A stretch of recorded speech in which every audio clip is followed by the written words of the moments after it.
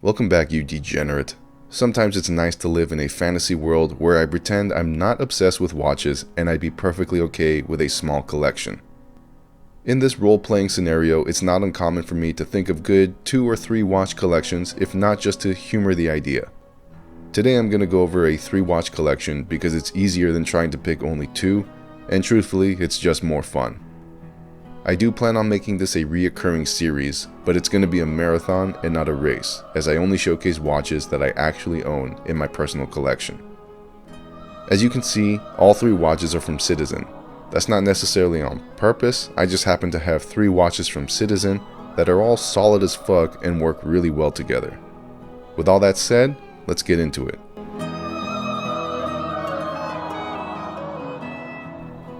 I'm not going to call this watch a hidden gem, because it's well known and readily available, but sometimes I really do feel that way about it.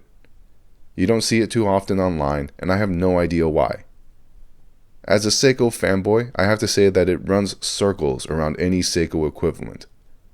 For the price that you can find one of these, which is around $200, not only does it beat the Seiko competition, it also beats the homage and microbrand competition as well. From bezel action to fit and finish, this humble automatic diver goes to work. And don't worry, I'll let you get your rocks off to some clicky ASMR. I know you degenerates are all about that clicky ASMR. Its history with the Italian Navy adds street cred to its already proven design, and I know a lot of watch nerds appreciate that military connection. Some may criticize the fact that this watch doesn't hack, but that doesn't faze me one bit.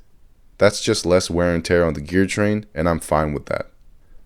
The watch has a penchant for the panache with the sunburst dial, but make no mistake, this ISO rated dive watch will do what you need it to do on land or sea, day or night.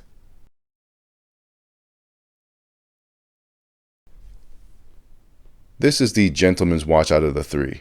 It has an elegantly simple design that can fit in any environment without calling attention to itself, while still being nice enough to pique the interest of an unexpected watch nerd. Along with any environment, it can also fit any wrist with its more than reasonable 38mm case diameter. It might be boring to some, but in a way that's kind of the point. There's something to be said about this kind of neutral style, and I think it resonates with most watch enthusiasts.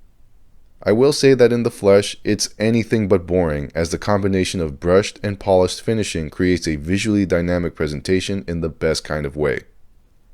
You'll notice a respectably decorated movement through the caseback as well, which is icing on the cake.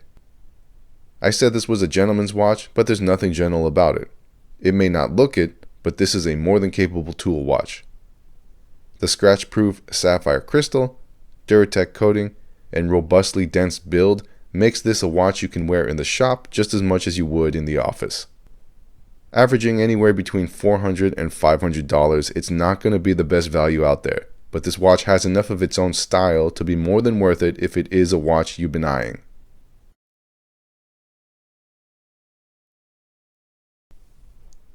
I debated whether or not to feature this one, mainly because it's discontinued and impossibly hard to find, and I don't want to share something that you guys can't get.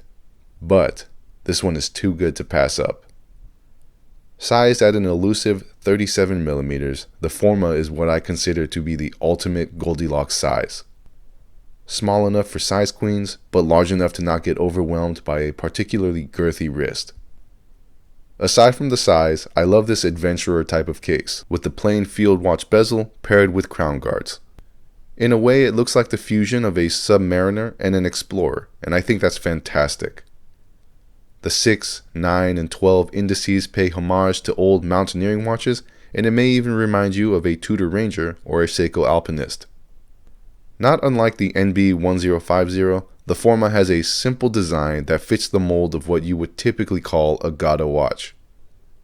There's a level of LARPing when it comes to watch collecting, and the Forma does a great job of adding to that sense of adventure that's inherently embedded in us.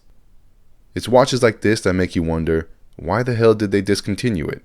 If there's one thing the Japanese are good at, it's discontinuing absolutely legendary watches. So there's my quick overview of a solid 3 watch collection. I find that these watches do a great job of complementing each other, creating a well-rounded wrist-wearing experience between the 3 of them. All told, these watches cost just under $1,000 combined, and I think that's acceptable.